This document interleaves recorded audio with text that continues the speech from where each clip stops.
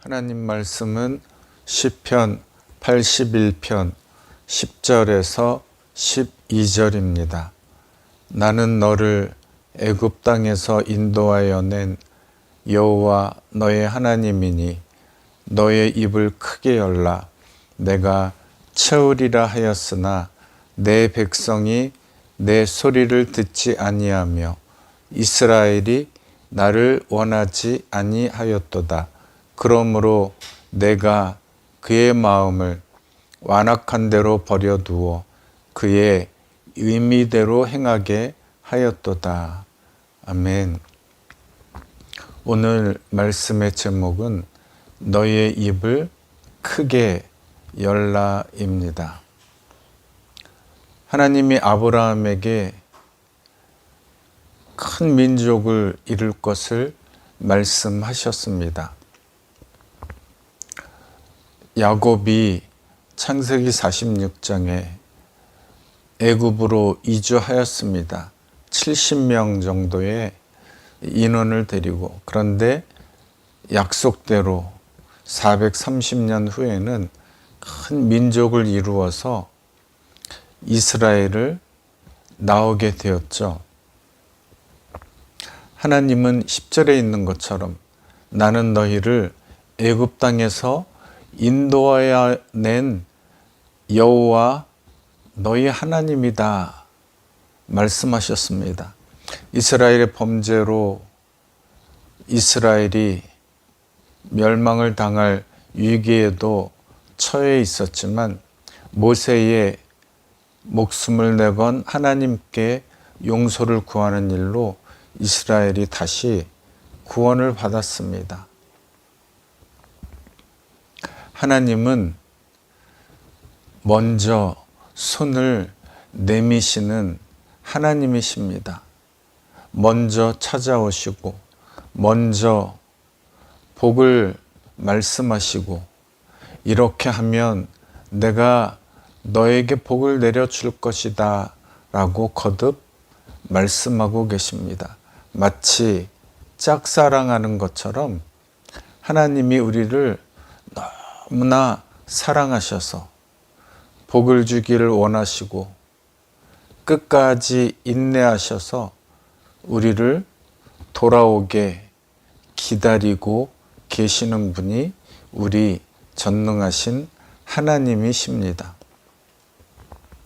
하나님은 우리에게 많은 약속을 해 주셨죠. 여러분에게는 무슨 약속을 해 주셨나요? 말씀을 읽고 듣고 행할 때에 우리의 약속이 주님 안에서 이루어져서 성경에 약속하신 모든 복을 주신다 말씀하십니다. 약속 중에 가장 큰 약속, 예수께서 구원자로 이 땅에 오셔서 나의 죄를 용서하시고 나를 구원하시고 나에게 성령을 내려주셔서 우리에게 천국을 주신다 하는 것이 우리 인생의 가장 큰 약속이라 할 것입니다. 요한복음 3장 16절에 하나님이 세상을 이처럼 사랑하사 독생자를 주셨으니 이는 저를 믿는 자마다 멸망치 않고 영생을 얻게 하려 하심이라. 우리에게 주시는 약속, 영생에 대한 약속, 천국을 주시겠다고 하는 약속. 이 땅에 많은 사람이 한 번은 거쳐야 될 육신의 죽음. 그러나 우리에게 소망이 있는 것은 천국에서 주님과 함께 영원히 살 수 있다는 소망 때문에 우리가 살아가고 있습니다. 하나님 앞에 늘 감사하며 사는 우리가 되시기를 바랍니다. 신명기 33장 29절에 이스라엘이여 너는 행복한 사람이로다. 암흑의 집사님이여 암흑의 권사님이여 아무개 장로님이여 아무개 성도님이여 당신은 행복한 사람입니다. 무엇 때문에? 여호와의 구원을 너같이 얻은 자가 누구냐 말씀하시죠. 그는 너를 돕는 방패시고 너의 영광의 칼이시다. 그리고 너의 대적이 너에게 복종하리니 너가 그들의 높은 곳을 밟으리로다 말씀하셨습니다. 우리는 말씀하신 대로 정말 행복한 사람입니다. 행복한 마음을 가지고 소망을 품고 주님 안에 거하시는 복된 성도들이 되시기를 바랍니다. 채우려고 하시는데 채우려면 어떻게 해야 됩니까? 하나님을 향한 넓은 마음이 있어야 채워지겠죠. 비가 오는데 수영장만한 넓은 입구를 가지고 있으면 비가 금방 채워집니다. 그러나 조그만 간장 종지만한 입구가 작게 돼 있으면 물이 제대로 차지 않게 되죠. 요한복음 2장에 가나안 혼인잔치가 열렸는데 큰 두세 통 드는 항아리 6개에 장정들이 물을 부었는데 순식간에 물이 채워집니다. 뚜껑이 넓은, 입구가 넓은 항아리였기 때문입니다. 이와 같이 우리 마음이 넓어야 하나님의 은혜로 채울 수가 있습니다. 넓은 마음을 가지고 주님의 말씀을, 주님의 은혜를 마음껏 받는 복된 성도들이 되시기를 바랍니다. 어떻게 채울까요? 첫 번째, 비우는 것이 채우는 것입니다. 회개하는 것이 하늘 양식을 채워주실 수 있는 비결입니다. 깨끗해야 시간 낭비 없이 채워줄 수가 있습니다. 생수병에 구정물 한 방울이라도 섞여 들어가면 요즘 세상에 그것을 먹을 사람이 누가 있겠습니까? 더러운 구정물에 물을 채우는 것은 헛수고입니다. 그릇이 더러우면 채우는 것이 힘만 들고 헛수고가 될 뿐이더라. 깨끗하게 살아야 하겠습니다. 하나님은 충만하게 채워주시기를 원하시는데 더러우면 채울 수가 없잖아요. 11절에 있는 것처럼 내 백성이 내 소리를 듣지 아니하고 나를 원하지 아니하였도다. 채워지고 싶어 하시는데 우리가 그 요건이 충족되지 않으면 채워주실 수 없습니다. 공의의 하나님이시기 때문에 회개는 막힌 응답의 입구, 막힌 응답의 뚜껑을 여는 것이죠. 죄가 나와 하나님 사이를 막고 있으면 채워주실 수 없다고 했죠. 그러니 회개하여 하나님이 채워주시는 뚜껑을 열어야 합니다. 누가복음 16장에 보면 아브라함이 이 땅에 있을 때 부자로 살았던 사람에게 말을 하죠. 너와 나 사이에는 큰 구렁텅이가 있어서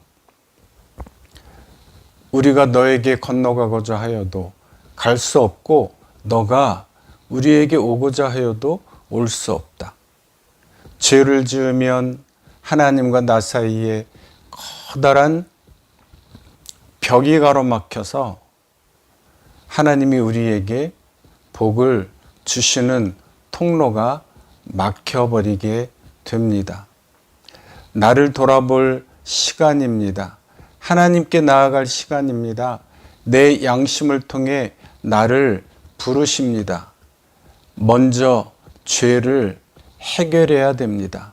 수고하고 무거운 짐진 자들아 다 내게로 오라 말씀하셨습니다. 우리의 수고하고 무거운 짐, 죄를 주님 앞에 낱낱이 고하여 회개하여 주님께서 기뻐하시는 아름다운 사람들이 되어야 하겠다. 죄의 쓰레기를 치우시기 바랍니다. 뚜껑을 여시기를 바랍니다. 이 회개가 기도 응답을 받는 목적은 아닙니다. 그러나 우리에게 회개가 이루어져야 하나님의 은혜를 받을 수 있다. 회개가 이루어져야 하나님의 뜻이 우리에게 이루어진다 말씀하고 계십니다. 하나님은 채우시고 싶으신데 11절에 있는 것처럼 하나님을 원하지 않는다면, 말씀을 듣기를 싫어한다면 복을 받을 수가 없습니다. 12절에 하나님을 원하지 않으니까 이렇게 말씀하시죠. 내가 그의 마음을 완악한 대로 버려두어서 임의대로 행하게 하였다. 나에게 관심을 거두시는 혹독한 겨울이 오지 않도록 해야 됩니다. 사랑의 반대말 무엇입니까? 무관심입니다. 하나님이 우리에게 무관심하시다면 우리의 인생은 살았으나 죽은 자입니다. 어떻게 해야 됩니까? 하나님의 사랑을 받으려면 우리의 행실이, 우리의 마음이 깨끗해서 주님이 우리에게 사랑을 충만히 부어주시도록, 하나님의 은혜를 충만히 부어주시도록, 성령으로 충만케 하시도록 우리의 마음이 늘 깨끗해야 하겠습니다. 두 번째, 부르짖는 것이 채우는 것입니다. 부르짖을 때 하나님은 우리에게 채워주십니다. 열왕기상 18장에 보니까 엘리야가 큰 비가 내리기 위하여 기도하고 있습니다. 6번째까지 아무런 반응이 없습니다. 그러나 하늘나라에서는 우리 눈에 보이지 않지만 이미 하늘문이 열리기 시작합니다. 하나님께 부르짖어 기도할 때. 7번째 사환이 바다를 쳐다보았을 때 손바닥만한 구름이 떠오르게 되죠. 그래서 그 작은 구름으로 말미암아 큰 비가 내리는데, 이미 말씀드렸던 것처럼 하늘문이 열려서 7번째 갔을 때 갑자기 비가 쏟아진 것이 아니라 하늘문이 조금씩 열리기 시작하여 드디어 눈에 보이는 손바닥만한 구름이 떠올라서 큰 비가 내렸다는 사실이죠. 가장 중요한 것은 하나님께 부르짖는 것이 하나님과의 소통이 이루어져서 하나님의 말씀이 내 안에, 내가 하나님 말씀 안에 거할 수 있는 놀라운 복이 시작이 되는 아름다운 은혜가 이미 이루어지고 있었다. 부르짖어 기도하시기를 바랍니다. 부르짖는 기도는 고난당할 때 내 힘으로 할 수 없는 것을 구하는 것이다. 고난당할 때, 힘들 때 하나님께 부르짖어 기도하면 하나님은 우리에게 응답해 주십니다. 물질을 구해도 하나님은 주십니다. 물질을 구하는 것이 세상적이라고 여기는 분들도 있죠. 그러나 사람들에게 돈을 빌리는 것도 한두 번이지 어떻게 매번 사람들에게 손을 벌릴 수가 있겠습니까? 무엇이든지 하나님 앞에 부르짖어 기도해야 됩니다.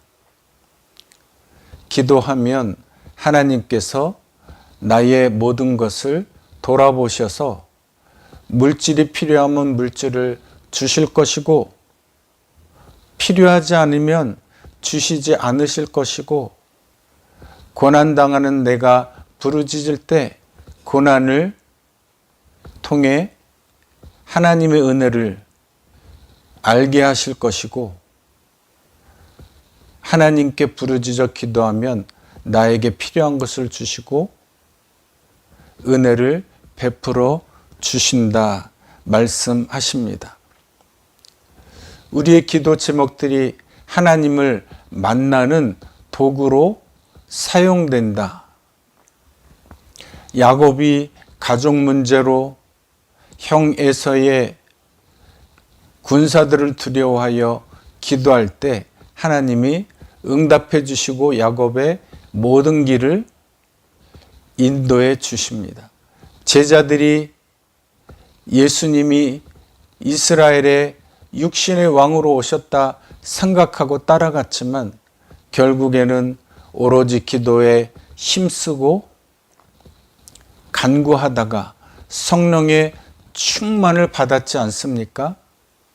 예수님의 진정한 제자가 되어 주의 복음을 전하는 위대한 주님의 사도들로 변화되었습니다. 무엇이든지 필요한 것 주님께 부르짖어 기도하시기 바랍니다. 그러면 하나님은 내가 부르짖어 기도한 것을 응답해 주실 뿐만 아니라 주님의 제자로 성령의 충만한 자로 변화시켜 주신다 말씀하십니다. 요한복음 17장 3절에 영생은 곧 유일하신 참 하나님과 그가 보내신 자 예수 그리스도를 아는 것이니라 말씀하셨습니다. 부르짖어 기도할 때 우리에게 하나님의 은혜, 영생이 천국에 대한 소망이 더욱더 확실해집니다. 하나님을 알게 되고 그리스도를 알게 되는 영생의 은혜가 충만하게 우리에게 임합니다. 부르짖어 기도하시는 복된 성도들이 되시기를 바랍니다. 세 번째, 감사하는 것이 채우는 것입니다. 감사할 때 채워주십니다. 시편 50편 22절에 보면 하나님을 잊어버린 너희여 라고 말씀하시죠. 무엇을 잃어버렸습니까? 예배의 감격이 잃어버렸습니다. 예배의 감격을 잃어버린 시간들이 우리에게 있습니까? 여러분에게 있습니까? 예배할 때에 은혜가 회복되고 예배할 때에 눈물이 회복되고 감격하여 하나님을 찬송하던 때가 언제 있었습니까? 지금 이루어지고 있습니까? 복된 사람입니다. 잃어버렸습니까? 감격을 회복해야 합니다. 기도의 감격, 감사의 감격을 잃어버린 너희여 라고 말씀하시죠. 이제 이를 생각하라. 이 감격의 은혜를 생각하라. 그렇지 아니하면 내가 너희를 찢으리니 너희를 건질 자가 없을 것이다 라고 말합니다. 하나님의 은혜, 감격의 은혜를 잊지 말아야 합니다. 그 다음 절 23절에 말씀하시죠. 감사로 제사를 드리는 자는 나를 영화롭게 하나니 그의 행위를 옳게 하는 자에게 내가 하나님의 구원을 보이리라 말씀하십니다.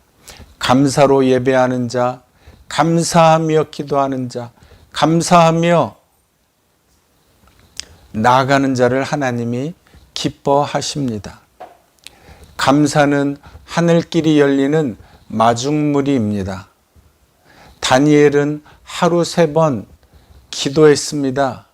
예루살렘을 향한 창문을 열고 하나님 앞에 감사하며 기도했습니다.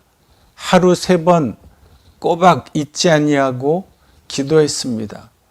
최소한 3번 하나님 앞에 기도해야 합니다. 최소한 하나님 앞에 3번은 감사하며 살아야 합니다. 아니, 순간순간 우리의 삶을 통해 하나님 앞에 감사를 드려야 합니다. 그래야 하나님이 우리를 기뻐하시고 우리에게 하늘의 은혜를 채워 주십니다. 복음성가에 이런 것이 있죠.